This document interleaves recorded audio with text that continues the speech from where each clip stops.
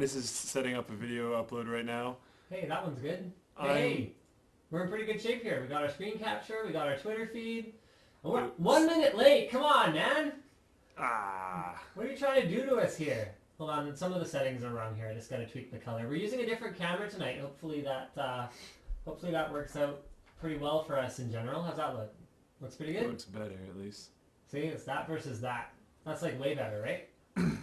I wonder if half the problem was our settings in XSplit, because that looks much more natural. Probably. All right, so welcome to the show, guys. As you probably know... Oh, shoot. Oh, crap. This is on. Go away. Go away. There. It went away. Okay. Okay, you know what? You talk about the end of the world. We didn't really prepare anything for this topic, but Linus thought we should talk about the end of the world. By the way, my voice is a little bit messed up because I'm pretty sick. I probably won't be talking way too much this stream, but I will try for now. As most of you know, it was supposed to have been said that the world ended today, I think. Yeah, midnight tonight or something like that. Midnight tonight? I thought it was just today in general. I think it's midnight tonight. I could be wrong though. Okay, so it's supposed to be midnight tonight, but then realistically it's happened a while ago because of like other places in the world. Black screen. All right. Oh. There we go. All right, looks like it's going well. Volume is a little low. People are complaining about the volume. It's probably my voice. Oh, okay. Okay. Oh, where's our remote thing? You got it. Okay, so the end of the world. Stupidest thing I ever heard. Discuss. I agree. So this is not going to be that interesting of a discussion. But there's multiple things like other places on the planet being at different time zones, and the fact that leap years exist, which kind of made it bullcrap anyways. No, but I thought that the leap year compensation, I thought this is the one that factors in the leap year compensation. Mayan calendar, they didn't have leap years then. Right, but I thought the world was supposed to end a while ago. And then they were like, oh, but wait. I don't think so. I mean, the thing is that it's not real scientists that are not at all that are predicting this kind of thing. Yeah. I like Neil deGrasse Tyson. Have you ever heard of him? I've heard of him. Yeah. He sent out a tweet and he was like, "Don't worry, guys. If the world was going to end, I would tell you how, and I would tell you when."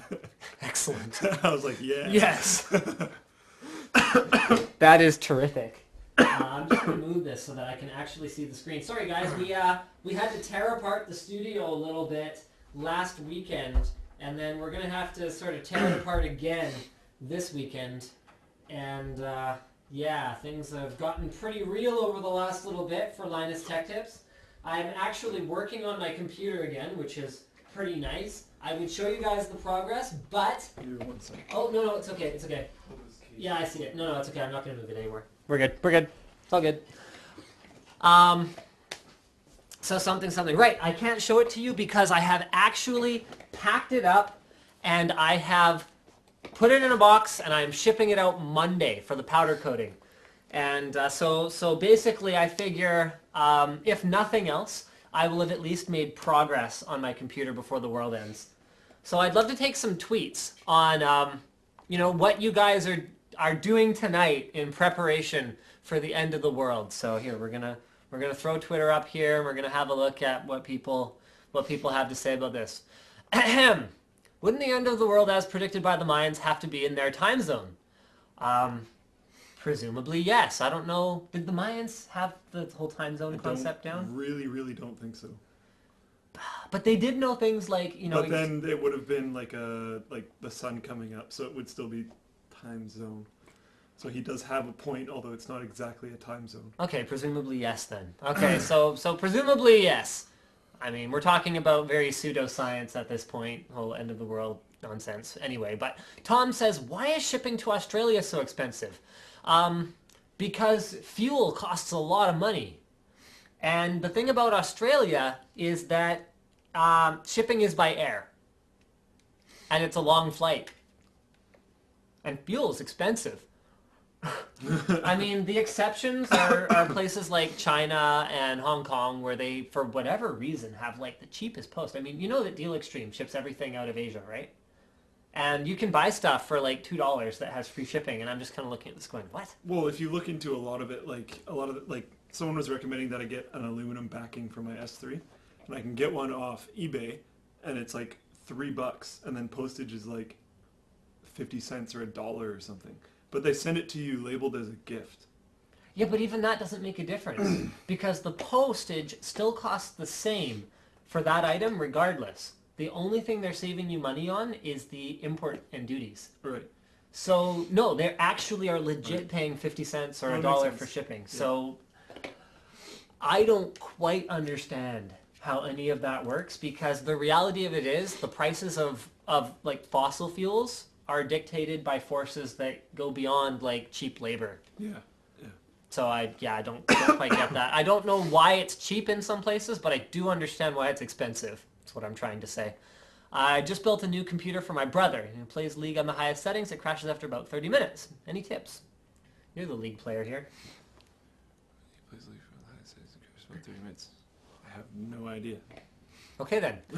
Is it stressing out his computer? Like, we need way more information. Yeah, we need more. You know what? That's a good idea. You know what you should find out is you should be monitoring your temps using real temp as well as MSI Afterburner. Check your CPU and your GPU temps. If something's overheating, that can be a symptom.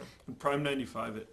Yeah, make sure the system's actually stable. Prime it, mem test it, because it could be that something that happens, like when you're 30 minutes into a game, there's probably, I don't know, more stuff going on. Like, I haven't played League.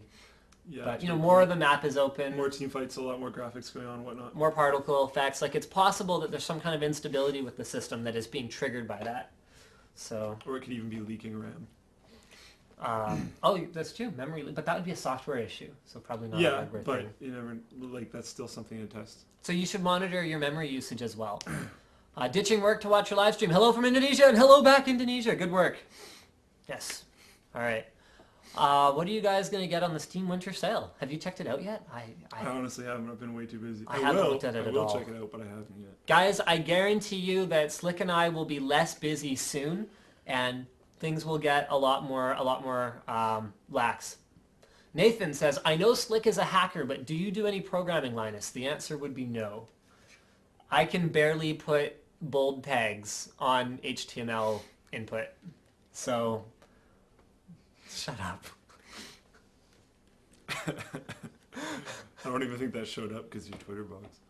It's okay.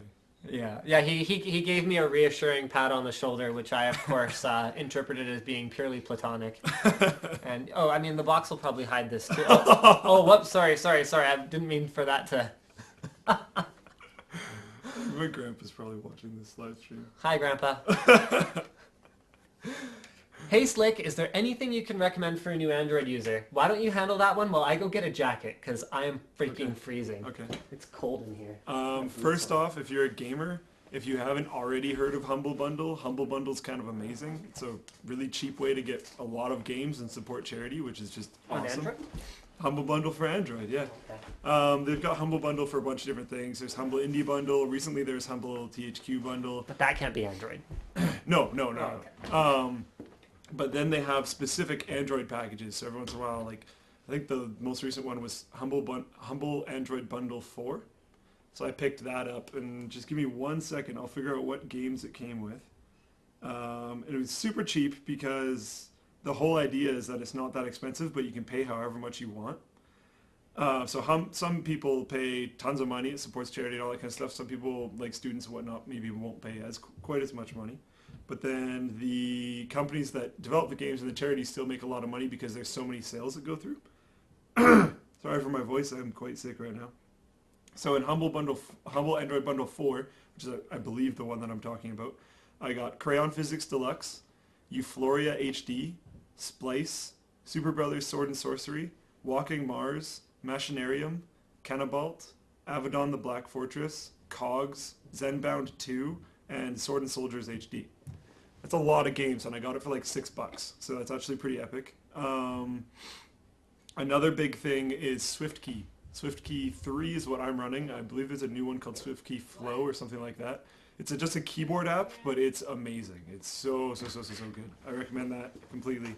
It learns from like your Twitter, your Facebook, your email and all that kind of stuff, and it'll learn how you type. So it'll learn. Are you talking about that keyboard? SwiftKey, yeah. Yeah, good work. So it'll learn as you type things that you commonly type. So its autocorrects are more tuned for you, which is kind of cool. And it's hilarious because it has predictive text every single time you press spacebar. So if you just open a new message and just spam spacebar, you get to see like what it thinks you would probably say, which can be hilarious. And you can start it with the different words. You can start with like the instead of just nothing, and it'll go off of the and try and figure out what you would say if all you type was the. You can just press it like 30 times. I don't know. Means nothing, but is hilarious. But that's a great app. Go SMS Pro is an awesome messaging app. It makes it so that if someone messages you and then you unlock your phone, instead of going into the messaging app, it's just immediately on the screen, and you can just press into the text box and type right there and click send, so you don't have to open the app or anything, which is pretty cool. It has a lot of other features as well. Okay, let's do our main big topic for the night, or our first big topic for the night. We didn't talk about this last week, and we feel really bad about it. We do, right? This is mainly your fault, but yes. How is it my fault? I was in finals. I had no topics. You're the only one with topics. Well, yeah, I had topics. Whose fault? Okay. There was a rumor last week that Intel and NVIDIA were potentially looking at, you know, acquiring or merging or somehow becoming a conglomerated company of the two with Jensen Huang at the head as the CEO. So, I guess ramifications of that. What's your initial thought? Besides... Yeah, but that in like a scared tone, not necessarily just a holy crap tone. Because they both seem to be choking back on the whole overclocking idea and the whole do-it-yourself idea. And okay, well here, we should flesh that out a little bit more. So start with what Intel's doing. Because they've brought, I'm playing devil's advocate a little bit here, I don't necessarily disagree with you, but they've brought K-series CPUs to market in the last little while. So they've brought back multiplier unlocks, which were gone since the P4 days. P4s had locked multipliers. So before that, early P4s didn't have locked multipliers, and then I think was it P3s even that were locked? I can't even remember anymore. It was a long time ago. So they took that away, and now they've given it back to us. So, okay, so they're doing that. Next is they've got their Intel extended warranty service thing, where for I think it's an extra $20 or something, you can get an overclocking friendly warranty on your CPU, where they'll replace it, no questions asked. all great, and a lot of it's marketing, but at the same time, they're like, if any of you have seen the leaked specs for their next launch, like they're not tuning it towards gamers. They're not tuning it towards enthusiasts. They're not producing for the enthusiasts anymore. Yeah, they have these side things like unlocked multipliers and a little bit of extra warranty, but there's no like. But that's speculation too. The IPCs could be through the roof. But Ivy's was pretty much like, I know a lot of people that 2600Ks did not care when Ivy Bridge came out. Okay, that's true, but bearing in mind, Ivy was a talk, or whichever one is just, it was just a process shrink. TikTok. The fact that we got any IPC improvements at all should have been great. Right. And we did get some. We got 10 to 15%. So it's not that Intel is necessarily pulling back on the innovation. We haven't seen anything like Conroe in a while, though. Yeah. And, like, there's pretty solid speculation on the next release. Yeah. Okay. It's like, it's from pretty reasonable, consistently accurate sources. I mean, I would go as far as to say that Haswell looks really good for something like a Steam box, though. Yeah. Like a big picture Steam box. But it's not for really high-end enthusiasts, which is what I care about. Okay. Okay. So what has NVIDIA done to wrong you in the last little while? More than Intel, to be completely honest. Okay. Just completely dropping all their warranty support for partners that want to include overclocking features, like MSI's triple overvoltage. Okay, they cut it back, though. They didn't drop it. They're still allowed to overvolt. But not as much. Yeah. And remember, AMD, I talked to AMD about this. I don't know if I told you this, but I talked to AMD about Greenlight, and I was just like, have you guys heard of this? You know, what are the board partners saying? And they were like, no, we haven't heard of this. The particular guy I was talking to, and he was like, well, we have restrictions too. Yeah. So they both do it, but Greenlight has just become a little bit more restrictive. Yeah, Okay, but so I don't. That's an avenue that they're going down. If Okay. they continue going down that avenue, in my opinion, that's bad. And when they come together, things like that would probably happen faster. okay, okay. What else has NVIDIA done to make you all butthurt? Well, that's mainly it. That's mainly it. Okay. And then I find separation in companies is usually just a better thing in general for consumer. Maybe not for them, but for us. What about the technology they could deliver, though? Like, what if Intel and NVIDIA, between NVIDIA's strength in ARM development and GPU on the mobile side, on the notebook side, and I mean, notebook is technically mobile, but like smartphones and tablets, mobile and desktops, what could that expertise bring us? Because you look at sort of, everyone was really excited about the AMD ATI acquisition. Yeah. And the problem was that nothing enthusiast grade really emerged from it. But I think we can agree APU is cool for a budget enthusiast. If you were actually on the kind of budget that would dictate an APU purchase, would you be pretty excited that you can get graphics performance that's literally double what you can get from Intel? Yeah, for sure. That's a thing. But then, like, with Intel and NVIDIA, yeah, they could release good things like that. Which would be great for big picture. It would be great for stuff like big picture. It could resurrect PC gaming maybe not as we know it, but compared to console. These are all good possible things, but then a bad possible thing is that they could just outright kill AMD ATI. Again, I don't think they would want to. No, but they're already doing it without really necessarily wanting to. Without teaming up. Which is scary because you want that AMD ATI, you want that competitor. Hopefully they get bigger, but you want a competitor of some sort. Right. We want a competitor of some sort. Okay. So and like Atom, yeah, whatever, so they're not going to become a monopoly, but you want a market competitor. Okay, well, I'm done playing devil's advocate now, so I guess I'll express what would be my biggest concern. I don't really see the direction they're headed in terms of development as a problem, because I am, and this isn't going to be popular, but I'm kind of on the side of these companies in some ways, where I'm saying, you know what, we actually have enough computing power right now on a CPU for a mainstream user. I think it's enough. I think it's enough for the next 5 years at least. Whereas what I want to see is I want to see the PC mature as a platform, as a consistent experience. Right, but you can develop stuff for both ends of the spectrum. Like they seem to be narrowing their product scopes at the same time. And you can say that, but then there's always going to be the people like me and I think like you that are going to know what my PC spec is. No, yeah, exactly. But look at the car aspect. People build cars that are incredibly fast. People buy cars that are incredibly fast and they will never be able to use because it's flat out illegal. Okay. Either way, I agree that I don't have a problem with, because I don't think they're making a Yugo here. I think that Ivy Bridge, Sandy Bridge, Haswell, I think all of these architectures are very compelling. And I mean, Intel also has to adapt to the slower upgrade cycle of the desktop computer. So while they could, if everyone was upgrading their computer every 2 to 3 years, they could develop a new CPU every 2 to 3 years because all those people are going to come buy it. Whereas if people have slid into a 5-6 year upgrade cycle before they even need a dramatic change in performance, we're talking 5 years into the last one they made, and people are still kind of just getting to upgrade to that.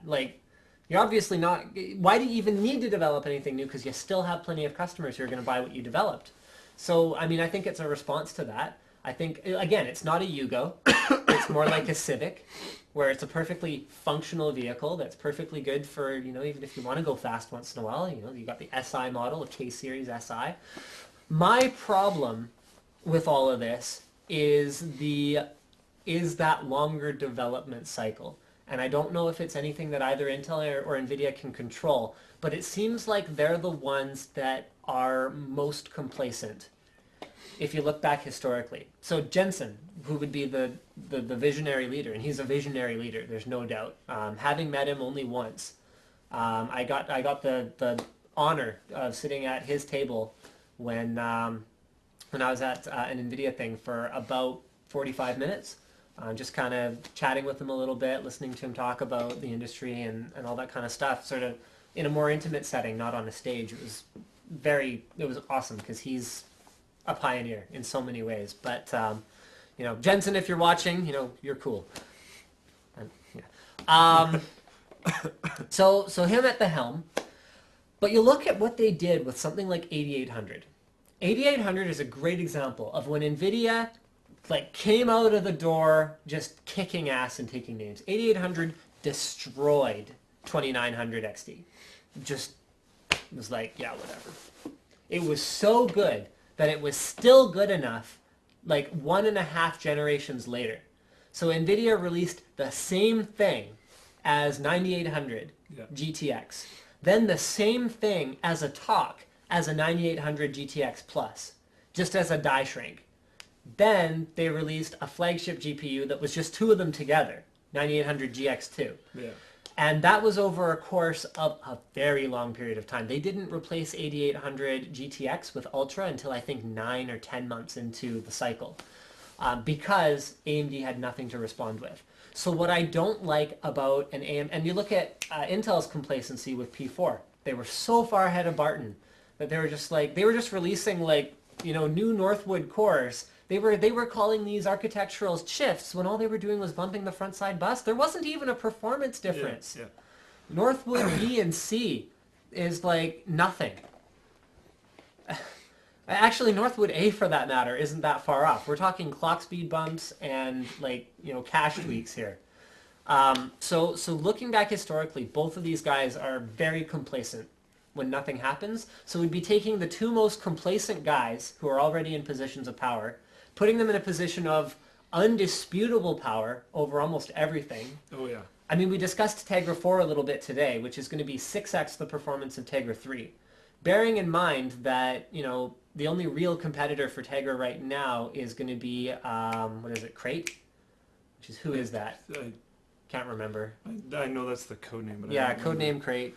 So they only have a couple real competitors left. TI's already backed off. And then Apple's the only other one that's really relevant, but they're always going to be that closed platform anyway, who, you know, hippies like you will never be interested in. So they're going to have that.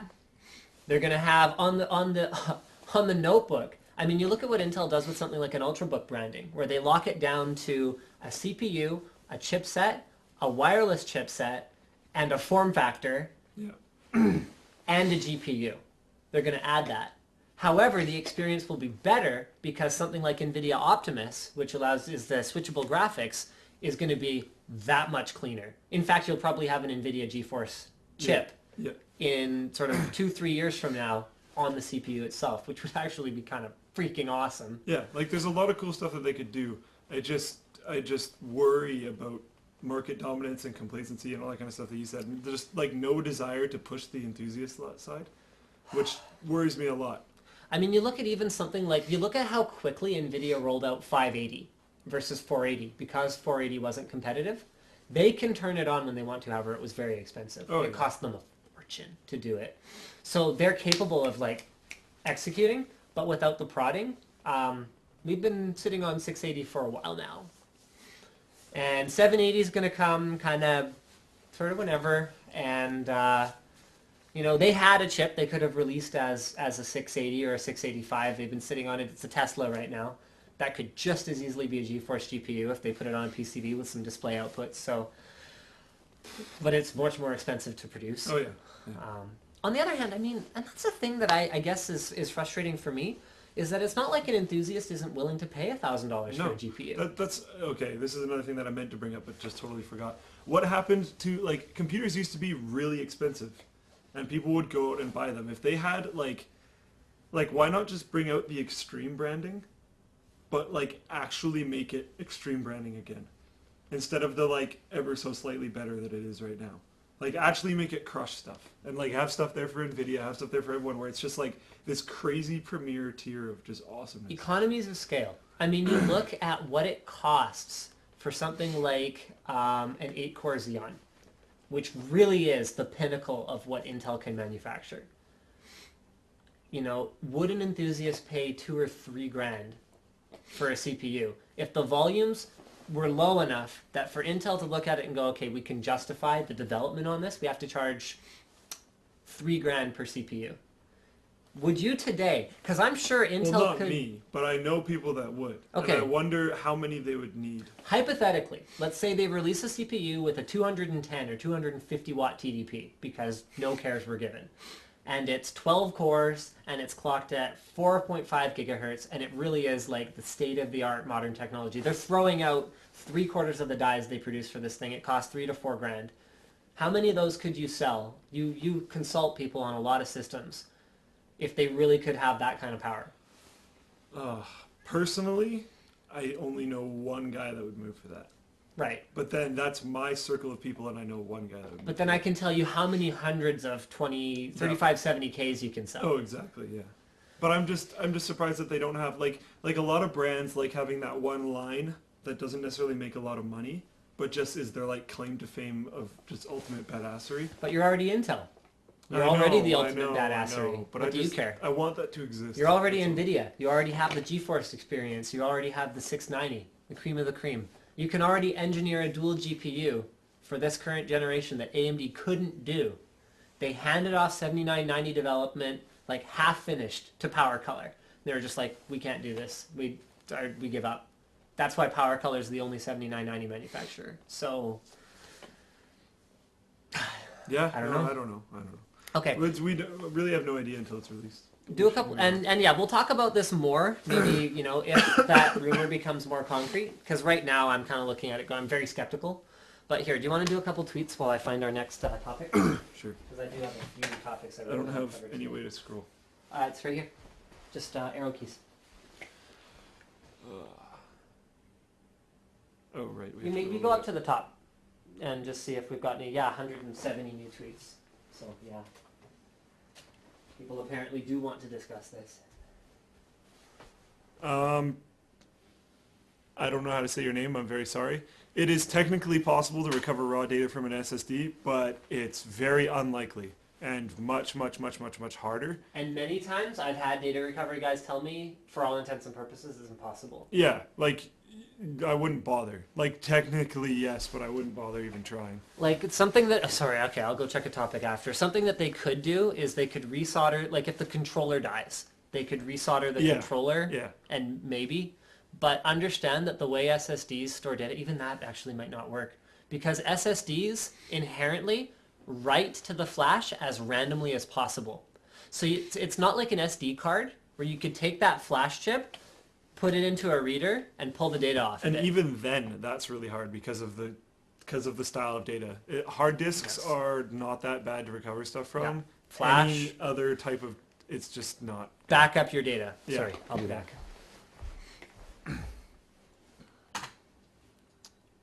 Are you excited for CES? Yes, I'm ridiculously excited for CES. My voice might not show it right now because I'm ridiculously sick as well, but CES is going to be amazing. What new or revolutionary tech is in the works? I think we will figure that out at CES. Okay, I'm going to start an argument with you. I would postulate that the optimal RPM for a fan for a modern gaming system is anywhere from 700 to 800 RPM. Is that because there's not a huge difference between that and much higher RPMs? Or is that because you don't like the sound? I don't like the sound. It's annoying. Okay. I don't care. I like my scythes. For reference, I have Scythe AR-15s, which are the 1850 RPM. Just call them GTs like every normal person. Whatever, man. GT 1850 RPM. The only sound that really comes off them is the like whirring sound of the wind, so it's very smooth. There's some motor noise. Not really. What do you mean not really? I heard them too. There's some motor noise. And You hear it when you put it up to your ear, not when it's in a computer. You put enough of them together, you're going to hear it. And why do you have to hear the whooshing noise? I'm not saying you have to. I'm saying it's technically there. The second I put headphones on, which I wear headphones 100% of the time that I'm gaming, if there's any amount of noise coming through them, I don't hear my Okay, system. well here's this. I would argue that it doesn't matter how loud the computer is when you're gaming, because when you're gaming, you're focused on something else. Yeah. The time when the noise matters to me is more like at idle, or when I'm working on a document, or if I'm working on something where I don't have sound constantly, like if I'm video editing. Why would I want to hear the whir of fans? I don't hear it. It's totally unnecessary, though. Tell me a modern component that will actually benefit from you putting higher than 800 RPM fans in your case. That's not the point, though. I like playing around with overclocking. I like playing around with the cooling. With those AR-15s, whatever, GTs, I can get really, really good temperatures. I like those fans. They're really good fans. The sound does not bother me at all. Why not turn them down? I don't mind white noise. If it could be silent, why not have it be silent? Because I don't care. I just do not care. It's a whirring, like, not annoying sound that's in the background. It's just white noise. We're used to white noise. If you're in absolute silence, you go crazy. Okay. And I always listen to music. Or Like- if I'm video editing, I'm listening to the audio track that's in the background. Or if I'm playing games, I'm listening to the audio in the game or music. Or I'm sitting there talking to people on Skype. Or, like, there's always sound coming through What my about people headphones. around you then? I don't care. Okay, so basically, the only reason you could possibly disagree with me about this is because you're inconsiderate. No. It's because I don't care and literally no one else does either. Okay, fine. I challenge all the silence freaks who are watching to tweet that people do care about computer noise. Okay, then why don't you try and silence your fridge? Or anything else in your house? 'Cause, Well, your fridge only goes on everything makes sometimes. noise. So? Isn't it more annoying that it's not I consistent? don't hang out in my kitchen. I mean, I silenced my media PC. I wouldn't. Right? That makes more sense. I wouldn't buy a TV or an AV receiver with a fan. Right. Would that you makes buy a more TV sense, with though. a fan? Who's watching TV where their desktop computer is? Okay, who's watching TV without the sound on, by your argument? What? Because if you have the sound on, No, you shouldn't because hear in the fan. movies there's silent points. Okay, in a game there would be a Always. silent point. Not that often. In a And you video usually still editing have your headphones sequence? on. Video editing sequence, it doesn't really matter. Totally disagree. It's unnecessary. Why do you need the noise? It's not much noise. It's not actually loud. Oh, actually, I have another random topic before we jump into a bigger one. So, sorry. Mark Hammer tweeted to me that his wife is 30 months pregnant.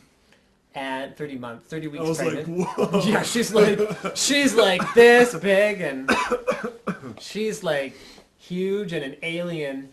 And no, Mark, your wife's not huge, unless she is huge, in which case, like, sorry, man, but Well, maybe he might like it. yeah, you might be into You that. can't judge, dude.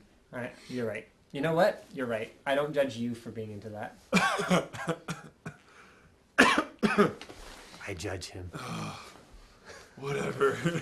I'm too sick to care right now. His wife is 30 weeks pregnant, and she wants to name the baby Linus. Discuss.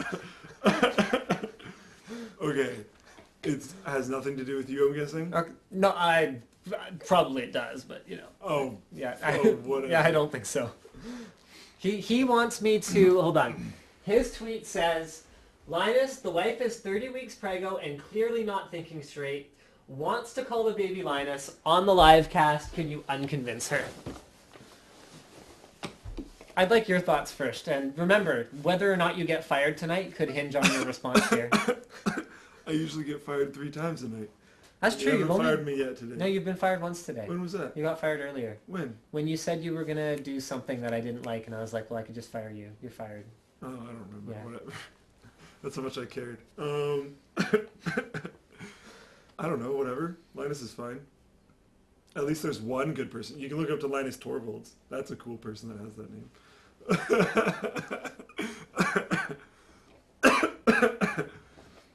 Really? You know what? This is sort of off that topic, but I would say Linus Torvalds is far from the most important person to ever bear the name Linus. Ooh. Come on. I'm sure there's more, but Come on. who? No, come on. Take a I'm crack probably at just this. not thinking of it. Basically, like the father of everything we know about vitamin C. Oh, I'm not gonna remember his last name. 2 Nobel Prizes. Yeah. No, One of only, I think, remember. 2 people to ever win 2 Nobel Prizes. Yeah, no, I don't remember. Okay, his last name. Linus Pauling, There we go. who is actually the Linus for whom I'm named. Oh, really? Yes, That's even actually though kind of cool. everyone assumes because I'm a dork that It's because of Torvalds. yeah, it's because of that it's because of Torvalds. But I'm like, I'm would've 26. Been, yeah, that would have been odd timing. The timing's not quite right. He's like first developing. I would even go as far as to say as Torvalds is number 3. Who's after that guy? Linus Van Pelt, who basically taught us the meaning of Christmas. Oh, I didn't know. Okay. Okay, well, you know what? We're gonna have to find the We're gonna have to find the YouTube clip for Slick here because he clearly needs a little lesson on sort of the importance of Christmas. And since we're coming up on Christmas, and yeah, I'm calling it Christmas because holiday is stupid.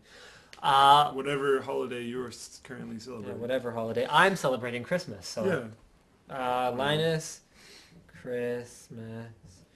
So I would go as far as to say this is the second most important Linus. Oh, okay, yeah. Okay, I didn't recognize the name right away. There we go. Oh, wrong one. There we go. There we go. Make it full screen. I might want to. Oh no, it's low. It's low. It should be okay. Still, it's. There we go, guys. So this is the meaning of Christmas. We're just gonna let them watch. Yeah, yeah, I see.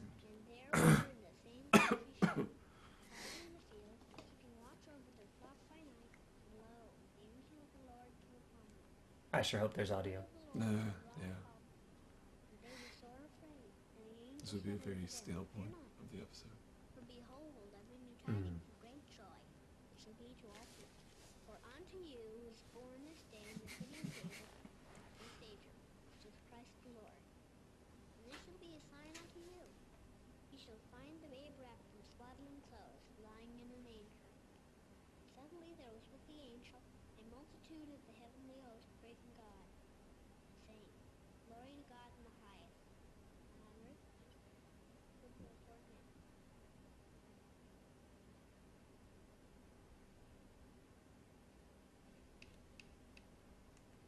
So there you go, guys.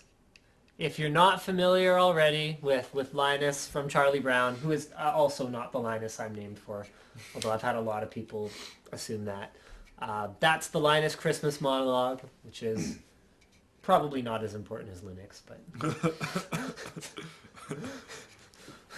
whatever, man. I hope there was audio. Yeah. No one's saying anything about it, so I guess it was probably okay. Christmas tips, yeah. Okay, so why don't we do some tweets for a bit here, guys? Okay, Bit Phoenix Recon, Linus tips, indeed. Oh yeah, okay, speaking of other awesome Linuses, there's some soccer player, football, European football, over in Europe somewhere. And then there's Linus Omark, who plays for the Edmonton Oilers. Do you have a catalog of Linuses? No, but I'm sort of, I noticed them. There's Linus Chan, who goes to SFU or something. What? Yeah. Why would you possibly know that? Facebook. I was like, how many Linuses are there? Oh. Yeah. One of my favorite things to say when I call in to Shaw or something is they're like, can I get your name and phone number? I'm like, yeah, you can probably search for me by name. It's okay. I'm pretty sure I'm the only Linus Sebastian, which is kind of neat. Okay. So someone says, you're 26. I thought you were 30 plus. Do I look that old? No. It's probably just because your job.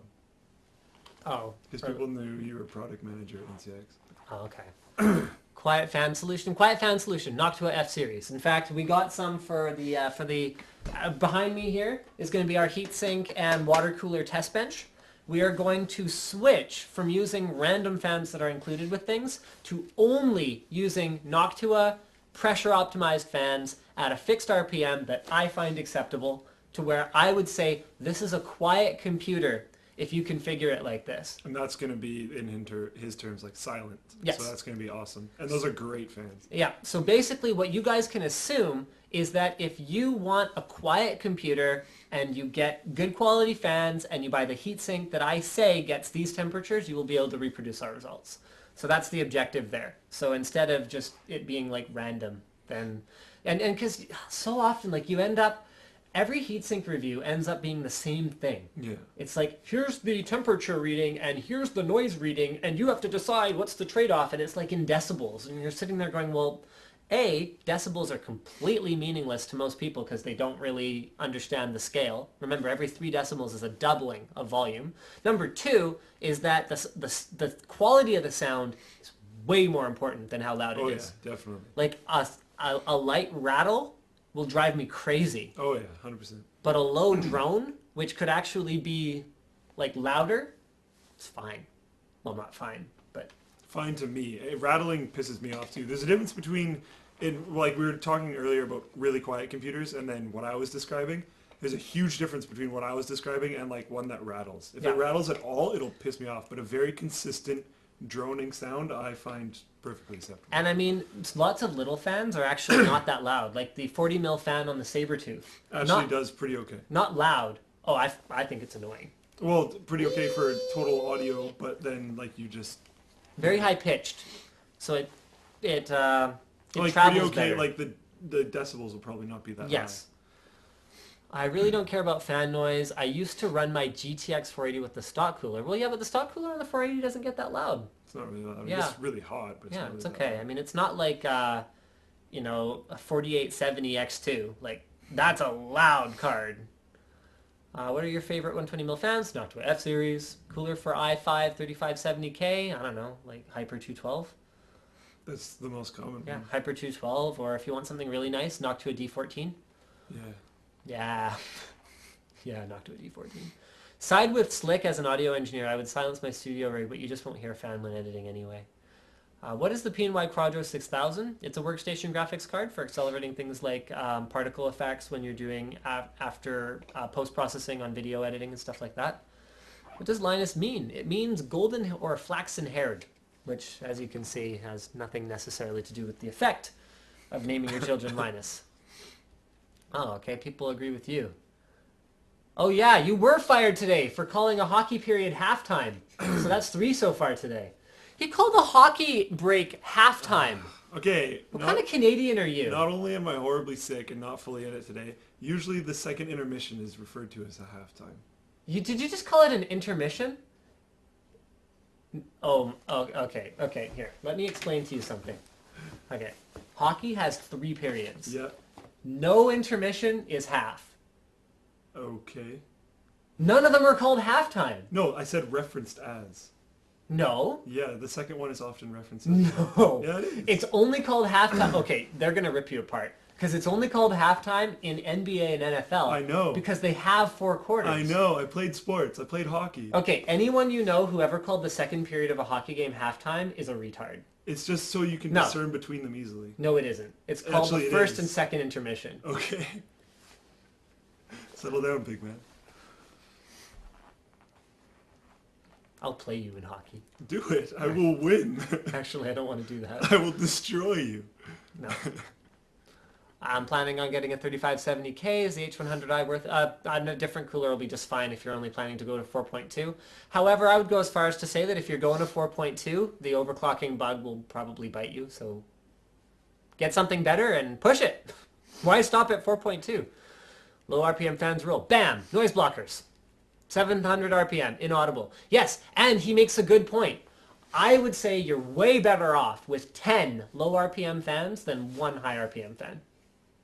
Yeah, but the same argument as before. I don't mind the droning noise, so it doesn't really. I mean, that's why, for those of you who are following my personal rig, even though I'm a silence freak, I have 2 120s in the top, 2 92s in the back, so that's 4 so far. I have another 4 on my radiator at the bottom, another 2 on my radiator at the top, and did I cover the radiator at the front already? Yeah, I think I did. So 6 plus 4, I don't know, like 10? Why did I say 11? I don't know, whatever. A lot of fans, but I have them controlled with my M-Cube T-balancer, so most of them are off a lot of the time, and then the ones that are on are running at an extremely low RPM, so I can honestly barely hear my system. Linus pimp tips. I have 8 fans in my case and 3 graphics cards, but I don't care, because Battlefield 3 drowns them out. Alright, play your precious Battlefield 3. I like the sound of fans. I can't stand it. Yeah, Slick. Maybe if you put on a jacket, you wouldn't get sick. I'll let you field that one. That has literally nothing to do with me being sick. Oh my goodness. I'm just going to skim over that anyways. But look it up. It doesn't do Nope, anything. nope, new big topic. Instagram owns your photos. Didn't they? No, they revoked that. When? Like a couple days ago. Yesterday? No, I think it was a few days ago. Oh. I don't was know just the going whole through story, my but notes. they announced the big thing. Everyone freaked out, and then they bounced back and forth for a little bit. I don't know exactly where they are now. Okay, I don't know. Let me see. When did I send that to myself? That's from 3 days ago, so it must have been... Okay, you know what? Maybe you guys tweeted us and let us know if it's been... I could be wrong, but retracted? I know they bounced around a little bit after it was originally announced. Let's pretend for now that it hasn't happened, that that it has happened and they haven't retracted it. That is the craziest thing ever, because basically their assumption, like they're operating like almost like it's almost a piracy issue at that point, because they're operating like a torrent site that was monetizing like the movies that they're letting people download. Like that's what they're doing. They're acting as like except that they're hosting the content too. So it's like even worse. But in the agreement, you're giving it to them, aren't you? You're giving it to them, but it might not be yours. Right, because you could upload whatever there. Right. That's so interesting. they would be monetizing and asking for the right to sell something that potentially you don't even own to give them, which would either be a liability for them or would actually be a personal liability for whoever uploaded it. I'm sure they'd find some way to make it a personal liability for the uploader. And like photos taken of people within houses and stuff. Yeah. You're not allowed to just publish Not allowed that. to do that. You can do it if you're in a public area, Yes. but not if you're just randomly in a house or in some type of private area. And so whose liability is that now? If you take a picture of someone, and it's not even just private area like a house, like private area like a library. Oh yeah. Like not public land, like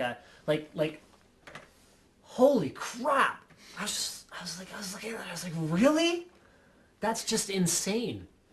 And it's generated so much bad publicity for Facebook. Oh yeah, of course. Because it just gets people talking about, well, here's all the other, bull crap things that Facebook's done, and just gets that, like, negative buzz. I mean, will Facebook exist? Here's a discussion topic. Will Facebook exist in 5 years? I find this very interesting, and I have no idea. I see it like Facebook in everyone's lives, as far as I knew, used to be so much bigger.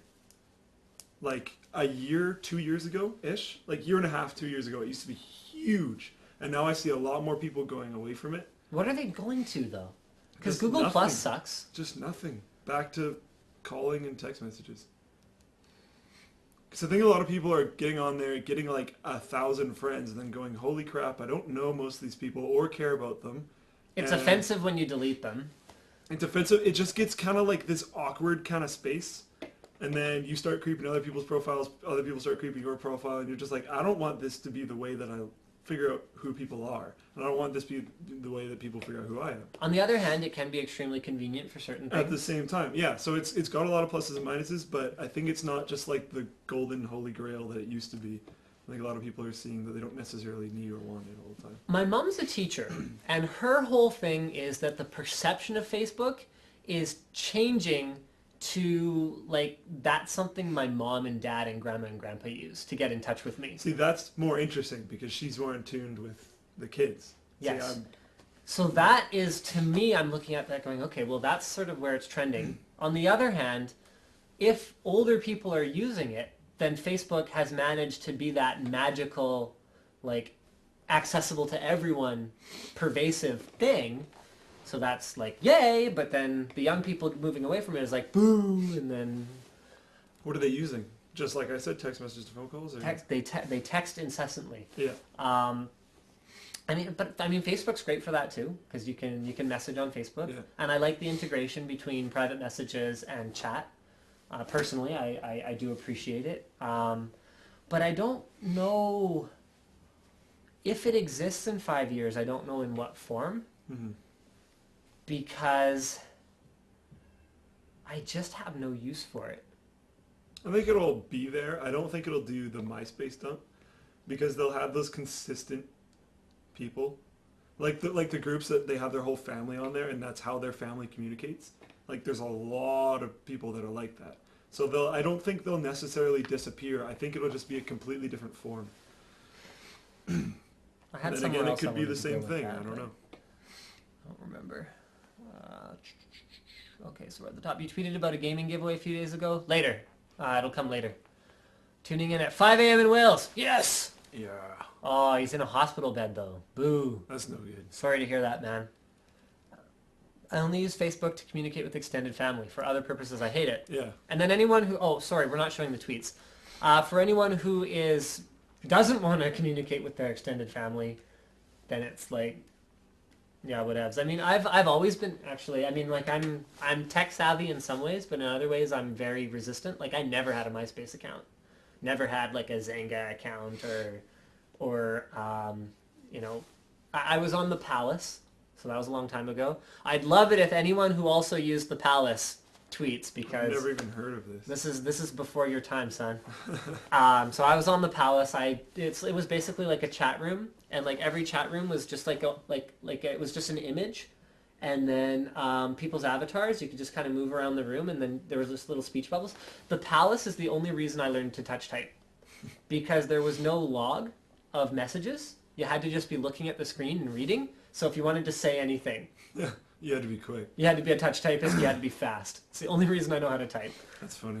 So I was on that, and then I didn't do any. I used MSN Messenger a lot, and then I didn't get anything until I finally gave in and got Facebook. I went from Nexopia, which I very rarely used. No, I know. You're fired for having a Nexopia account at some point. I never had MySpace, and then I didn't get Facebook until I was in like grade 9, and then I didn't even make my Facebook. One of my friends made my Facebook and attached it to my email. Right. And it was like, log in. But I think that's how a lot of people got sucked into it. Yeah, to be honest. And then I used it for a while, and then, yeah, whatever. I mean, the only reason I ever use it is if I get a private, like I only accept real life acquaintances, and then if I get a private message, then I'll look at that, but I don't look at my wall. I mean, I use Facebook for the fan page. Right. Like I monitor that. But then and you use that, yeah. Like my personal Facebook, I only use for like my little group of gaming friends, and then school. That's it. So, I don't know. There are some white incinerating lights crawling over Earth. What do? Run away from the light. Don't move towards the light. Nope, you should not demagnetize your screwdriver before mounting a motherboard.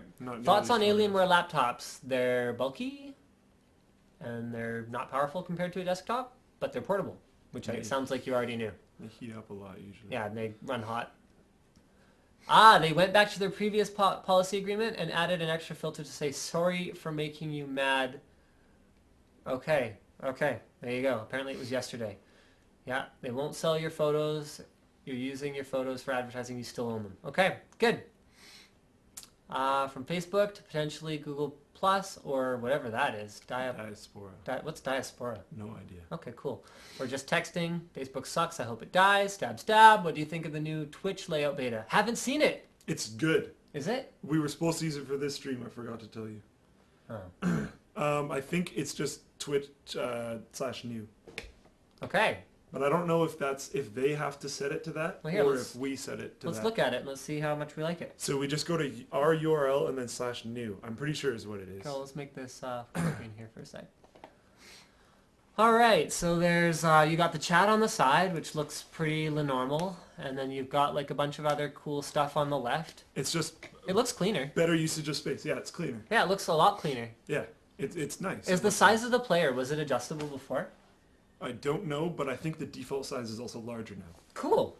Well, that's great. I mean, if we're gonna stream in 1080p, you might as well be able to actually like see it. Right, but I don't know if we set it to that on our end. I don't think we set it to that. I Well, think he's the watching viewer- us right now. Yeah, so the viewer sets it to that. So if you guys go to your URL bar and type /new at the end, you'll get the much better layout. How many viewers do we have tonight? Oh, wow, 2,100.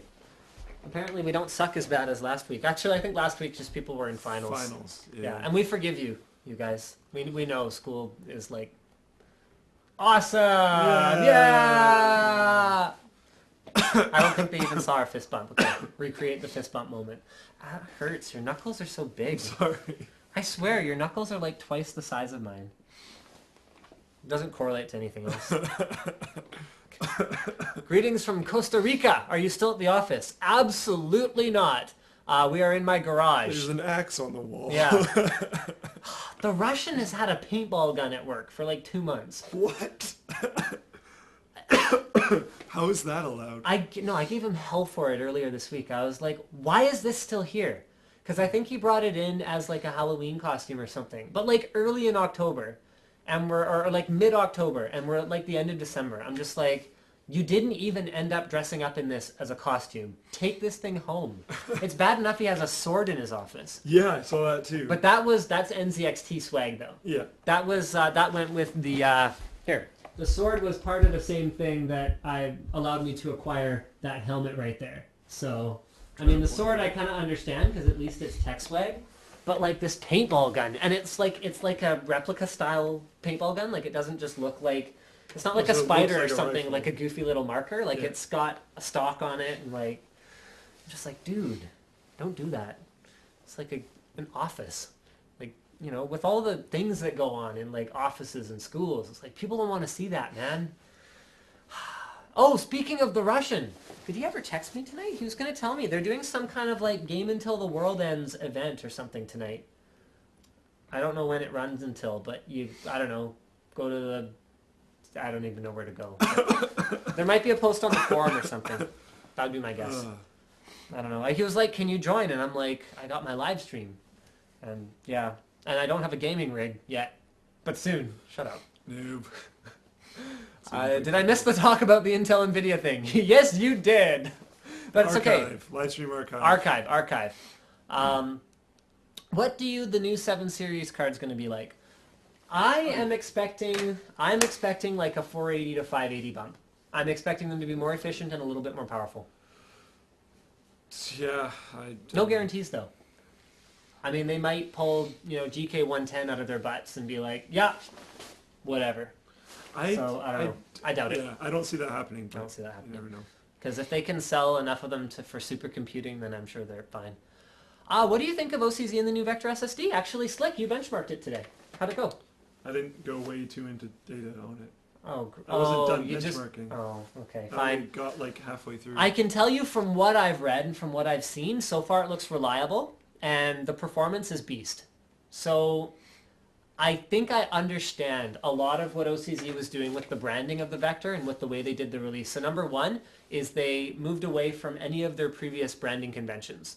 So Vertex, the reason they stuck with Vertex for 4 generations was that Vertex had such a strong brand. Like back in the Agility 1, Vertex 1 days, the performance difference between those drives was very small. I mean, we were limited by things that went beyond using sync or async flash. Yeah. Controllers, interface, all that stuff. And but because the Vertex branding was so strong and there were so many reviews and the customer perception was so good of a Vertex, it outsold Agility. At least I'm just speaking from my experience as the OCZ product manager at NCIX. It outsold Agility like 10, 20 to 1. Like, huge. And Vertex 2, I had the same experience. Vertex 3, same experience. Agility started to catch up a lot because async flash got really cheap around that time, at times. Vertex 4, same thing, but Agility 4 was a legitimately much worse drive than Vertex 4. So they went and they changed. Like, how often do companies do stuff like that? Like, when did it, like, Intel is still using the Pentium name. Yeah. I would say AMD should still be using the Athlon name. Yeah, Why not? You have a good branding asset, you use it. Why not? As long as you have a good product to go with it. So Vector, they're saying, look, we're a new company. We're doing things differently. So they're doing long warranty, which they did on Vertex 4, but they're continuing that. They did a much more rigorous testing of the drive. They validated it in a way that they haven't done in the past. Well, how long did it take them to bring this one to market? 18 months. Compared to Vertex? Less than 12 months. Yeah. For previous drives, which means they spent at least 6 months. Yeah. Just validating. At least half a year more on just the development. Validating it. Yeah. So I think that they were trying to say, look, we're a new OCZ, and they really are. Like, they're people that I've known there, like the CEO, the chief sales officer, or director of sales, or I forget, VP of sales? I think VP of sales was his actual title. But like these guys, they're gone, and it's a very, very different crew over there. I can tell you guys that much. So, yeah. Very, very positive. I have a really good feeling about where they're going. I mean, they still got some stuff to get figured out on the financial side, on the legal side. They're a public company, so there's a lot of paperwork that goes along with that, and they got to figure that out. But, I hope they land on their feet. Yeah, me too. They've been around for a while, so it'd be nice to keep them around. I'm like I said, I'm like halfway done the benchmarks, so whenever, we'll film it, and then we'll release it as soon as possible. I mean, they've done some things wrong over the years. But quite frankly, so has everyone. Yeah. You look at Intel screwed up the firmware on X25 twice. Do you know about this? It wasn't into SSDs then because they were... Okay, Crucial screwed up the M4, so it just turned off Yeah. after a certain number of hours. Yeah. You know, you look at things like RAM. Crucial had a disastrous batch of ballistics back in the DDR2 days. We were talking like 40% RMA That rates. I remember. Bad batches happen to everyone. Stuff happens. And OCZ gets a really bad rap sometimes. Well, because they sell a lot. They sell a lot, but I'm talking even other categories. OCZ power supplies, for whatever reason, have this terrible reputation. Like on forums, you look at experienced guys going, oh, I wouldn't touch that. Let me tell you something, and I don't normally talk about this kind of stuff because it's kind of confidential information, but the RMA rate back to NCIX on OCZ power supplies was around 2%, which I can tell you guys right now was number 2 in terms of RMA rates at NCIX. And we're talking Antec, Seasonic, Corsair. 2 of those 3 were worse than OCZ for the period of time that I was managing it, Right. which was like 3 years. So, bam. Like, people sort of talk about it, but it's like, where are they getting this data? Like, maybe they got bitten by something. I still have a Game Extreme 600 watt. And, like, that's a launch unit Yeah. that's running in my work machine at NCIX. So this is like, what, 5-6 years down the road? It's not like every one of them dies, and it seems to be the perception. I don't understand. And you look at recent products like ZX series, built by a very reputable OEM, very high quality power supply. I don't get it. Anyway, OCZ.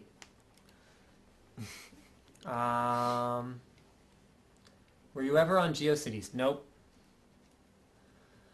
Watching from Ecuador. Yes! Streaming in 360p like a boss! Thank you for tolerating our terrible 360p-ness. No. Come on! No. Ness is a perfectly legitimate suffix. 360p is a real thing. Okay. No. No. No. No for that. Whatever, man. Okay. I don't expect Intel and Apple to team up at any point in time. I think Apple's busy alienating absolutely everyone. Yeah. Between the lawsuits against Samsung They're and losing a lot of that right now. Have you heard about that? I have. They're losing like crazy left and right. They're losing everywhere. the fact that it's almost like they're kind of going like this at Intel. You hear the latest thing where Apple says they want to develop their own CPU and move away from Intel Yeah. on their notebooks. It's like, what's the point of even saying something like that? What? I think they're literally just like, ever since Steve Jobs passed, like you look at the history of the company, like Steve Jobs starts the company, yeah, Steve Jobs gets fired. Steve Jobs comes back, yeah, Steve Jobs passes away. It's like, come on. They just, like the second he is gone, they just try and fight everyone. Like how does that seem like a good strategy? Let's just like go fisticuffs so it's every single company we can possibly Whereas, I think mean, of. Steve Jobs was never afraid to go toe-to-toe. No. He'll but go did it- toe-to-toe with Google. But did it intelligently and had a plan. It's not just like throwing punches in every possible direction you can think of. I mean, why go up for no against reason. Samsung? That was stupid. Like Samsung. And like, why push out Apple Maps when it just doesn't work? I still haven't upgraded to iOS 6. I've been lazy. I tried Well, they last have, night, but I needed a 50. I know there's a Google Map. Google Maps, Yeah, yeah. that's the only reason I was considering it. Okay, I'm gonna go get another topic. Maybe do a couple tweets. Apparently, it costs $1 to send a private message on to a non-friend on Facebook. Really? What? I've never heard of that before. I've never I've tried. Never tried. Yeah, that's interesting. I wonder how they even work that in. How do you even send a message to someone who's you're not a friend with on Facebook? I have no idea. I've never even. Oh, thought of you're it, gonna but- love this. Oh, okay, yeah, really cool news. So, I'll be the first one to say Linux totally doesn't matter because I don't care about it. Has zero application to my life, but I know you're a bit of a Linux You nerd. use it every day, whether you OCZ. directly or not. Speaking of OCZ, has launched a beta application that enables SSD caching on Linux So wait, on regular SSDs. but I thought you didn't care about it. Well, I said you should care about this news. Oh, okay. You were all excited, so I thought you were like, I don't care about Linux, but I care about this. No, the implications of this are huge. No, yeah, that's because, awesome. Blah, blah, blah, blah, blah, something. Aha, beta test program for its Linux acceleration software development and invites its enterprise SSD customers to participate. So it's a fast caching storage solution for their SSDs designed specifically for Linux-based physical and virtual environments. That's awesome. So basically, this is kind of like, shoot, what's their accelerator drive called? The desktop one, Synapse. Yeah, Synapse Cache. So it's kind of like Synapse, except you can use any OCZ Enterprise SSD. You can cache a magnetic storage solution, and unlike Adaptec or LSI or whatever wants you to believe, unlike that, they are not locking it down to a hardware platform. Blah. If it works out, that's awesome. That's game changing. Yeah. That's like this is like the end of expensive hardware solutions for this. Potentially. Because it doesn't only work with SATA and SAS, it also works with PCI Express SSDs. Oh, nice. That's kind of cool. So their entire enterprise thing is going to be, so basically, okay, so imagine this server. Was it you where you were talking about that sort of uber density for you thing? Okay, so what was the density they were able to achieve? I can't remember, but it was insane. It's called Red something. It's this gigantic red server that just holds a billion hard drives. Okay, so picture this. Something like that, where maybe you build, like, you have like a 50 or a 100 terabyte storage server. Then you go, okay, 7 PCI Express slots with 1 terabyte of SSD each. A software-based solution, so you don't even have to have any cards in your system other than SSDs running off of wicked fast PCI Express and these storage. Oh no, I guess you need something to plug storage drives into. Oh crap. Okay, well fine. So you have a couple. Okay, fine. You have a couple SSDs then, and you get them to do. I know they do custom solutions. So you go to OCZ, you say, look, we need 4 terabyte SSDs, and we need. So you have like 4 running here to connect all your hard drives. You have like 3 running here to be like. So like 12 terabytes of like uber cache for the thing. I mean, that's a whole new generation of performance, really. Yeah. Where instead of I remember hearing a really cool stat that Facebook was buying something like some however many dozen servers every day just to add to their racks. And I think it's everyone's Facebook front page has to be stored on SSD. Yeah. So if they roll out something, so if OCZ basically goes, look, here's our solution.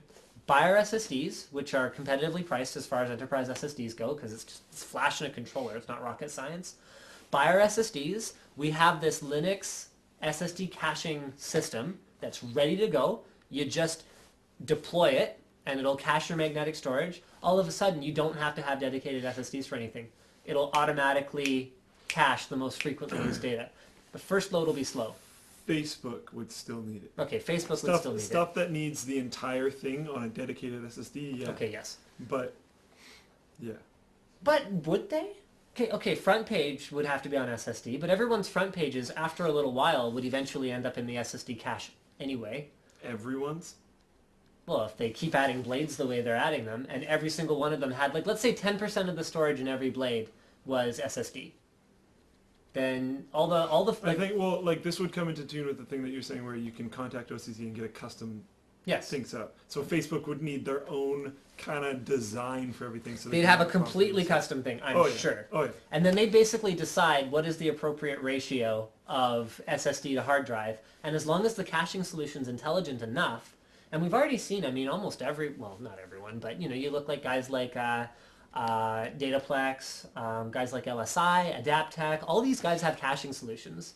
That's actually something I didn't think about. The LSI acquisition of Sandforce probably has huge implications for SSD caching. Oh, sorry, I didn't think of that before. But anyway, so it's not rocket science at this point, I don't think. So if they work it out so that as long as they've got the right ratio of magnetic to solid state storage, they wouldn't have to have dedicated SSD machines anymore, pretty much. They could just go, okay, put it in autopilot. Don't touch it anymore because it's all handled by the software. I think you're still going to want, if you're doing something like that, I think you're still going to want someone managing everything. But, I mean, okay, you look at stuff like a photo that people look at once in a while, and if the loading time's a little bit slower, that could sit on magnetic. And if it could all be dynamically monitored, then great. Anyway, I thought that was cool. I thought you'd think it's cooler than you seem to think it is.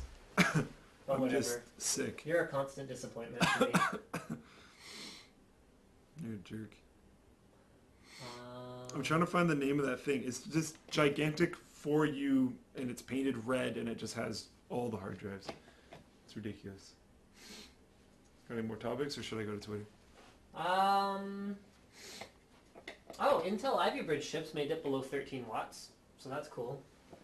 So we're talking like desktop processors that, so step down further depending on the situation to as little as 7 watts, which would be amazing for tablets, because I'm super stoked on Windows 8, like proper Windows 8 tablets. 100%. So that's cool, but I don't think I want to talk about that for that long. I don't know, you got anything? Not really. Topic suggestion for blah, blah, blah. Brendick H asks, do you think it's possible for Valve to push the main PC gaming market to Linux? No. No, I don't think so either. No. But they are, how do I bring up... I love you, Gabe, but it's not going to happen. There we go. But I think he's wanting to make it viable for his Steam box. Yeah, but even then, like... Yeah. I think it'll be viable, but people are going to use what they're used to, and people are going to use what they currently like, and that's, in the most part, Windows. And you could, okay, even if you were to make the argument that Windows has peaked and is on the downtrend in terms of its, market dominance or whatever else, whatever other argument you're going to make, I would say that the tail on that is so long that Gabe Newell may not even live to see the end of Windows as the dominant gaming platform for the PC. Yeah. Like, even if this is the apex, the library and the tool sets and all of this stuff is so deeply entrenched. For anything but casual, I don't see it happening anytime soon. Yeah, but then at the same time, you see, like, it's not just Gabe, it's not just Steam, because you see, like, any Kickstarter game, they push the game, and then there's a billion comments of people asking, like, make a stretch goal for Linux, and their first stretch goal is, like, always Linux. Like, people care, and it's becoming a bigger thing, and, like, It's not a really necessarily, vocal minority. Yes, but then not necessarily just North America. You gotta think about that, too. A huge amount of the rest of the world uses a lot of Linux. Fair enough. North America, not so much. Like, at all. But Right. And bearing in mind that North America, for markets like games, just dwarfs almost everything else. no, that's true. I know. But it's like, it's happening. I agree But with again, you. I agree long with tail. you. Very long tail, but it is happening. Very And I know long a tail. ton of people that will get rid of their Windows partition now. Okay. But it's more people that are already dual booting with Linux. Yes, and which is like a sliver of a Oh, sliver no, I know. of I know. computer users. I'm just And saying it will convert some people. here's the other thing that will be devastating for something like Linux adoption, and it comes down to our same conversation about the longer upgrade cycles that people have these days. Yep. And that is the fact that so many people are still running Windows XP machines that are fast enough for every casual game that comes out in the next 5 to 10 years. Yeah. So not only does Linux have to go up against the dominance of Windows 7, Windows 8, Vista to a lesser extent, but they're out there. There are Vista machines out there. But they have to go up against that every game for however long from now is going to run on Windows XP. It's still a requirement. Yeah. So it's like, how many platforms do you want to build for? Yeah, for sure. Yeah, like that's part of the reason so I think that upgrade cycle is going to continue to extend, especially as NVIDIA and Intel slow down their development and release products less frequently. Your computer will be good enough for longer. And with the quality of the components that, especially on the custom side, these motherboard manufacturers and VGA manufacturers are using, it's like, when would I ever have to replace the Maximus 5 formula? Yeah. I think every component on that board is rated for something like 15 years of continuous operation. It's like... It's just ridiculous. And like the AX power supplies from Corsair. Yeah. And like some of the new SSDs that are coming out, they're all just absolutely ridiculous. I mean, it used to be that when you bought like a high-end power supply, you were paying for the fact that it wouldn't die after 3 years. Yeah. Whereas now, you take for granted that it's going to last 5 to 10 years. Oh, seriously. And you've even got like 7-year warranties on stuff. I mean, guys, a manufacturer gives you a warranty that is like a fraction of how long they actually expect it to last. Like your appliances have a 1 to 2 year warranty. they expect that thing to last 10 plus years. Think about that in terms of your computer. If they're giving you a 5-year warranty, it's not going to die, basically. The only thing I can think of that is going the other direction is like TVs and monitors. Because They're old becoming school commodity. TVs, yeah, I totally agree. But like old school TVs, like CRT style stuff, just like still works. Let me put it this way. NCIX has a 39-inch LED backlit 120 hertz TV that's going to be in the Boxing Week sale, and you guys didn't hear this from me, at $299. What? Wow. So this is a 39-inch TV, which is 1080p, which basically costs as much as even like 6 months to a year ago. Oh yeah. Like a 22, 23-inch that's crazy. monitor. Yeah. TVs don't use TN panels, so that's something to bear in mind too. Oh yeah. So it's not like they get to use a TN panel to cheap out, unless they are like super cheap TVs. And the material costs are obviously higher because it's just larger. Yeah, in like every possible way of defining that. Like just the plastic mold to create the bezel is larger. Like costs more. just Everything costs more. Yeah, yeah. How could they afford to make it last for 10 years? No, I know, but I'm just saying, like that's the only thing I can possibly think of that's going the other way. Yeah, even things like light bulbs last longer now. Everything just seems to last longer. But the only thing I can possibly think of is TVs and screens. And phones. Yeah, phones used to be built like tanks. Oh my goodness, that old Nokia one that you could like literally drive over with a tank and it just wouldn't care. I think I had that one. Was it the blue one? Yeah, it was this very iconic. Black and white screen, right? For some reason I can't remember. Yeah, it's yellowy kind of. Or like orange backlit. Yeah. Yeah. I can't remember the name of Is it, that the one but I it's had? like Okay, I don't know. I had one though. such a well-known Nokia phone. But like that thing was a beast, and a lot of old school phones were just absolute beasts. Oh yeah, I used to drop it all the time. And now like. I kind of worry about this one, and if I had an iPhone, I would just constantly worry. Now they do a drop test on like YouTube just to prove that it won't break after one drop. Which is brutal. And they're slipperier than ever. Yeah. You can see, like, I obviously worry. I have an OtterBox, which is my case, and that's like armor for your phone. Because I'm just like seriously worried that it'll just break if I ever do anything bad to it. Oh, you know what we should talk about? How much time do we have left? It's 10. We got like 11 minutes. Okay. So I want to talk about a new idea. I'm thinking I'm going to start this in January. We'll use the forum as part of a launch thing. So for all of you guys watching here, I'm assuming if you're tuning in live that you're probably someone who watches my videos. YouTubers need likes. They need likes, they need comments, and they need shares. One of the biggest things that I've noticed about my videos is a lot of people watch them, but apparently nobody actually likes them. Which is, I mean, I hope that's not actually the case. But if the 3310, okay, I don't know if that's the one I had or not. But how do I address this? I don't want to plead for likes. I think it's lame. If you look back at my older videos, I didn't even ask people to subscribe. Because I always took kind of the, hey, if people want to watch my videos and they want to subscribe, that's cool. Sorry for my voice. Want it to be the most organic as possible. Yes. Wanted it to be people that really desired to see more instead of just felt incentive to see more. Legit wanted to subscribe or wanted to like the video or whatever else. But what I'm looking at now is more and more YouTube is tweaking their algorithms to focus on engagement. So they're looking for how many people like the video, how many people comment on it, how related the comments are to the keywords in the title and the description, and how many people are sharing it, whether it's on Facebook or Twitter or on YouTube itself. And for those of you who are watching right now, consider this sort of my appeal to you. It's not that much work. In fact, you can download scripts that auto-like the video, every video you watch, and then you can manually dislike it if you don't like it or unlike it if it turns out that you don't actually like it. I would hope you guys will do that. And so what I'm thinking is I'm actually going to create a program where every month we're going to contribute, because as you guys know, there's ad revenue that goes along with having better search rankings. So, if you guys are able to help me get better search rankings, get more views, build this community, build this viewership base, then I figure I should probably give something back.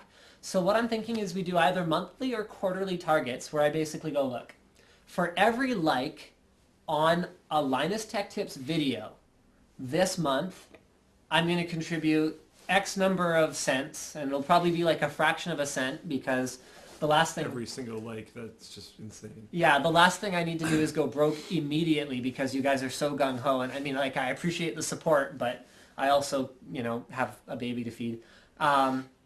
So I'm thinking we basically go, okay, for every like this month, we're going to contribute this much, and then with the forum that we're starting up, we can let the viewers decide what we do with the money.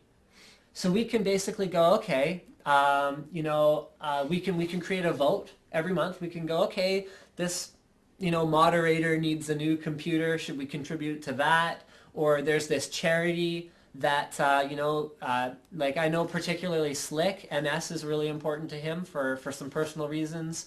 For me, Alzheimer's and dementia is pretty important for some personal reasons. So there's a lot of different things like that. So we could basically create a list and let the community decide what we do with the money. So we can go, okay, look, this month we're going to do this up to a maximum of $1,000. And then at the end of the month, you guys get to vote on what you want us to do with that $1,000. BC Children's Hospital is one I'd also really like to contribute to. We write a check, we film it, we mail it, and that way, instead of me having to sort of grovel for please like my video, which I think is just ridiculous, and I've held out as long as I can before even making any kind of appeal about it, I think it's a way for you guys to really contribute something by liking the video, and a way for me to give back to the general world for you guys helping sort of push the popularity of what we're doing up. So if you guys think that makes sense, let's take your tweets on that for the rest of the segment here. And like a lot of that interaction would come through. Like a lot of. Ah! I like it. A lot of those interactions would be done through the forum. So, I like it like that. I like it like that. So you guys could vote through the forum, like we were saying, and like say you guys did a Kiva loan or some type of recurring thing that would happen, you guys could orchestrate that whole process. So it would be a lot of interaction from you guys and a lot driven through the forum. And that's the thing, we need your help. That's a really good point. Because my whole thing is I don't want every video to be like, please like my videos, my baby needs to eat. Like it can't be like that. That's stupid. It's stupid. I think it's pathetic. And for all the other YouTubers who are watching me right now, I think it's pathetic. I really do. Pleading for likes is lame. But what I would rely on you guys to do is to advocate. Like, I don't want to say in the video, guys, like the video and I'll donate to a charity. I want you guys to drive that.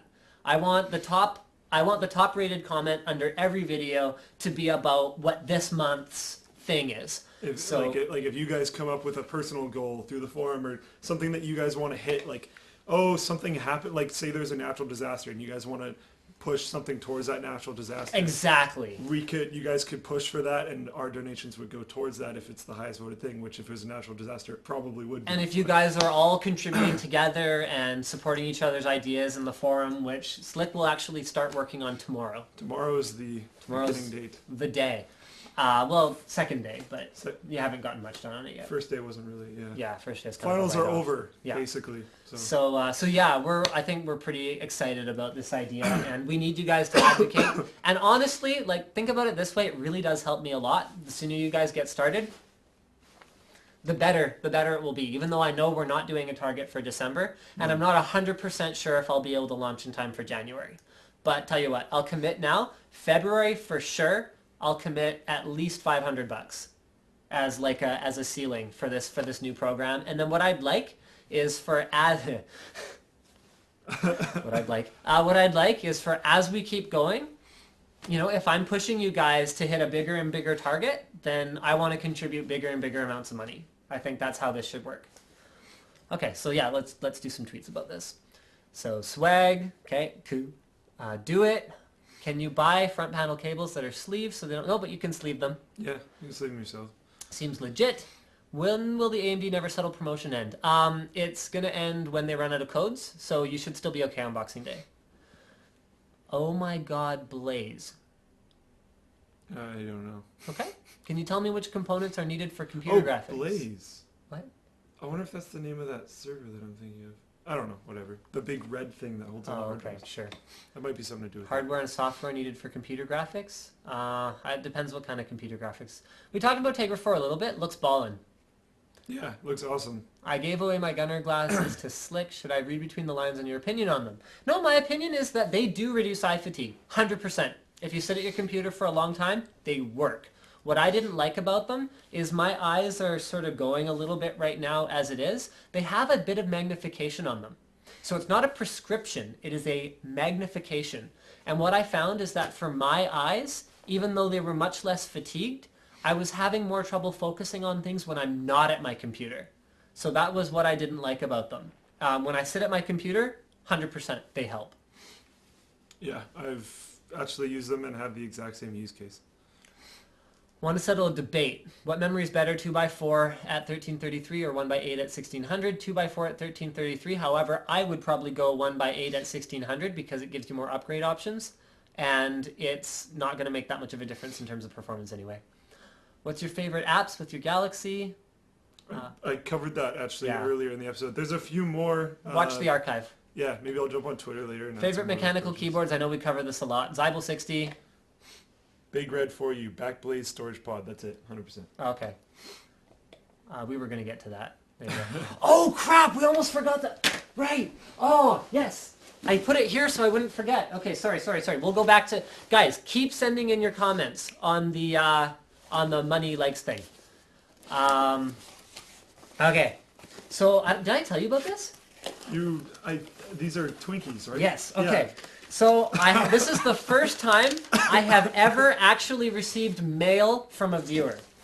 Dear Linus Sebastian, I heard on one of your live streams that you have never had a Twinkie. I figured that because it is the Christmas season, I would give a gift on behalf of all the hard work you do to bring us Linus Tech Tips, your live stream, and all the other channels you're associated with. I hope you enjoy your first Twinkie and have a very Merry Christmas. Sincerely, at Ryan9298B2 on Twitter. Postscript, RIP Hostess. So, I don't know if you remember this, Ryan, but neither Slick nor I have ever eaten a Twinkie before. So this is a sealed Twinkie box, okay? And guys, I'm not encouraging everyone to send me mail because I don't need more mail, to be perfectly honest. But I was really touched because this is the first time I've ever gotten mail from a viewer, and it's the Christmas season and all that. So, okay, live Twinkie unboxing. So let's see what Hostess has to say for themselves about the Twinkie. The product is enlarged to show detail of the texture. There are 10 individually wrapped cakes with a best before date of December 14th. I should have probably eaten it right away. What year, though? Oh, I don't know. This year. That's okay. I'm going to eat it anyway. Don't worry about it. It's probably fine. Golden sponge cake with creamy filling. Follow us on Facebook. Don't miss out on all the great new recipes, sweet exclusive offers. The ingredients include nutritional facts that are... Okay, I'm sort of skipping through here. So here we go. When we open up the box, we discover that inside there are 10 golden treats. One for you. Oh, God. And one for me. I have to say, part of the reason I've never had a Twinkie is it's never really held much appeal for me. All I remember growing up as a kid is the only thing that lives through a nuclear holocaust is cockroaches and Twinkies. I was always just like, I'm okay. Yeah, I always sort of took that approach to it too. So here we go. We're having our first Twinkie experience, and there's of course nothing erotic about it.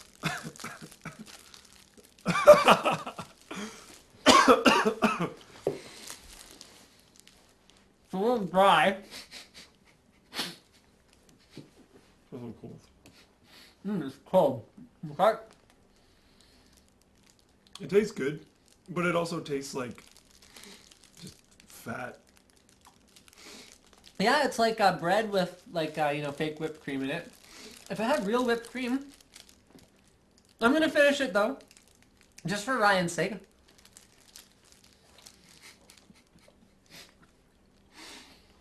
So thank you, Ryan. I got a chance to eat a Twinkie before they were gone forever, and just for that, we are going to take one of these Twinkies, or the box, and we are putting it on the wall of legend. Nice. Because this is the first viewer mail that we have ever received. It was very thoughtful, and thank you very much. Merry Christmas as well. Yeah, I guess this is the last stream before Christmas. Sure is. Okay. Well, speaking of Christmas spirit and giving and all that, let's go back to our Twitter thing. Okay. Oh, wow. Yeah, I'm actually pleasantly surprised. Which is, it's unfortunate that it's kind of growing on me as I go. Because I'm Because going to be now like, soon it will definitely not be a Twinkie up on the wall. It's going to be the empty box after Linus eats the whole thing. jeez, man, you're giving me away. Okay, so go back up to the top. 122 new interactions. Here we go. Info on treating Alzheimer's, very knowledgeable men. Okay, I'm not a doctor. I'm not trying to treat it. It's just helpful. Okay, Jose, great suggestion, but we'll leave it up to the community at large to decide. I mean, Slick and I might have some influence, like some months. We might just say, look, we're doing this. You know, get on board. Whereas most of the time, I'd really like to communicate to the community to decide. I think a large part of the whole point is to have it all community-driven and a lot of interaction from the fans and whatnot. Kwame points out that the cockroach thing is a myth, which I sort of assumed. Yeah. Take that, Twinkie, hard. What about the upcoming gaming bundle? No, I didn't say I'll talk about it before the end of the stream. I said it's coming later. No, that's later. Best show ever, Linus Twinkie tabs. Throw away the Twinkie drivers, download the latest from hostess.com. Yeah, as if Twinkies last forever. What form software are you going to use? We're going to use vBulletin, and moderators will be handpicked by me and Slick based on how helpful people are, how positive they are, as how regularly they're contributing to the community. And yeah, we're not taking applications. We're going to look for the people that are really proactive about helping people. Higher memory on video cards, yes, it matters, but it doesn't help at all for higher refresh rates or higher resolutions. You need more memory for higher resolutions. Yeah, and like multi-monitors and stuff. I will download an auto script. Excellent. I don't know if we're allowed saying that. For liking videos? Yeah. We can say there's a script. I don't know. We're not providing it to them. But you're encouraging. I don't know. Whatever. Linus Twinkie tips. Just changed my fan speed. I think donating money for likes and shares on your videos is a brilliant idea. Okay. Yeah. See? That's the attitude. Helping people for the click of a mouse. You guys should have to do nothing. Ultimately, yes, I will obtain more advertising revenue, and then a portion of that gets to go to help people. So I think we all kind of win. Yeah, I think it's actually pretty awesome. Money idea seems good. Just feels like a lot of people have already done it. That's okay. We're going to do it regularly. And I don't think... I actually know of no one who does based on likes and does it consistently every month or quarter. The idea is we'll be doing it all the time. Yeah, so... it's supposed to be like a fairly big part of the forum, I think. Yeah. And big part of the community-driven aspect instead of like this random thing. Thoughts on Gangnam Style reaching 1 billion views? Incredible. That's just... outstanding. Within like 6 months, it's the most viewed video on YouTube That's ever. insane. I don't even know. That's so much time spent watching a video. I mean, I would have thought something like Charlie Bit My Finger was like kind of untouchable. Just because it's like so legendary. It's like the first ultra-viral video on YouTube, but... I was wrong. I've only watched it once. The first donation should go for some razors for Slick. Very good. Money likes thing good. Okay, have you tried the program Flux? Yeah, Flux is awesome. I haven't tried it, but I've heard it's like outstanding. Awesome, unless you're someone who's gonna like edit photos or video. But Best red switch keyboard. That's like asking us like which semi-truck has the best mileage. It's like you could answer the question, but oh well, no, that's valid. Hold on. it's very valid. It's like asking us which motorcycle has the greatest towing capacity. It's like, yeah, neither Slick nor I are really Cherry MX Red guys. I was just gonna preface that. Neither of us are fans of Red. I actually don't know anyone who is, but like... You're... Why are you going to be like that? I'm sure there are people that are fans of them, and I would probably ask them. Yeah, I'm more of a brown-black guy. And I'm more of a blue. Although based on, you know, my choice of wife, you'd think I'd like Cherry MX Yellow. Okay, moving along. ITX versus MATX versus ATX. Size versus expansion. You know what? That's not a bad one for maybe next week. That's a topic. Yeah, that's like a whole topic. Yeah. Live stream on Twitch TV. Oh, now what? Oh, okay. He's just tweeting that he's... Oh, thank you. He's calling us out, or calling out that he does stuff that involves watching us. I think this is a super creative way to not grovel for likes. Yes, because grovels are stupid. I have no idea what the scripts do or don't do. I can't encourage you to use them, apparently, and I've never used them myself, so sorry. Oh, well, there you go. I didn't give you this. Add a donation button. You know what? I'm actually not going to add a donation button. I think that gets very complicated. I would like for you guys to find ways to donate that are just liking the videos. And like, honestly, if you guys want to donate, we don't want it to be through us. Yeah, you can donate to whatever you want. We want to have our own pool of money. And that's like, great. If the accounting gets very complicated, I think. Yeah. And like, if you guys want to set up, like, I've heard of donation teams. Like, there's an OCN group. Like, if you guys want to make your own little thing on the forum, like, that's awesome. Like, that's cool. But just run it, like, we don't want to have the accounting stuff on our end, Yeah. and we don't want to have the liability on our end. So encourage other people to like our videos, and you'll be inherently donating to us. And it won't even cost you anything, which is great. Yeah. And we may take donations for the forum in the form of like a paid account that gives you a special avatar or something. But for that, we'd be looking at sort of how much we need to keep the forum running, and that not would as a be, profit center, and not as a charity thing, like just, that would be more like donating to the forum. Yeah, that wouldn't be to the charity at all. Yeah. Okay. THQ gone and bought by Ubisoft?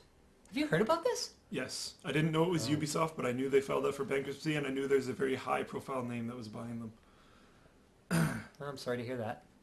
Yeah. Like the donation idea? Cool. Yes, please do. Spam the likes. Thank you, Brian. I mean, if everyone who's watching this live stream right now, which is 2,200 of you, if every one of you guys just take 2 seconds and like every video, that will make a huge difference for me personally.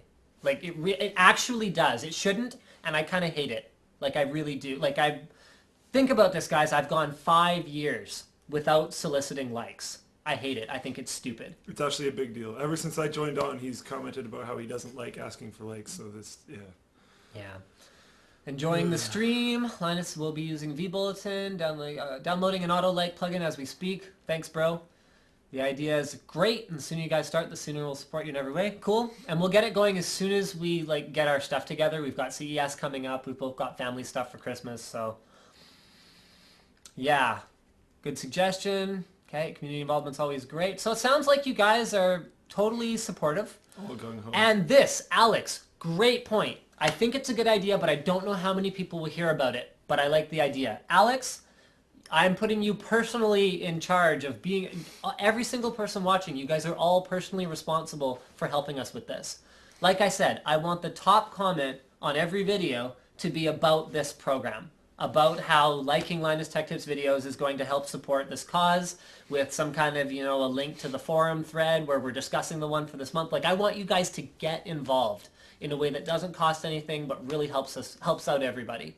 So that means if one person comments about it, you guys all need to glom on and like that comment. Help boost it up to the top. Help get this ball going so that I don't have to plead for likes. I'm pleading with you now once. And other than announcing the program on a video on YouTube, which I'll probably do, this will be the one time I'm going to do it. I want you guys to spearhead this. Okay. Okay. I think that's pretty much it for this week. Yeah. Thank you for joining us, even though I know you're super sick. I'm gonna go home and go to sleep. Yeah, I sort of. Do you want another Twinkie? No.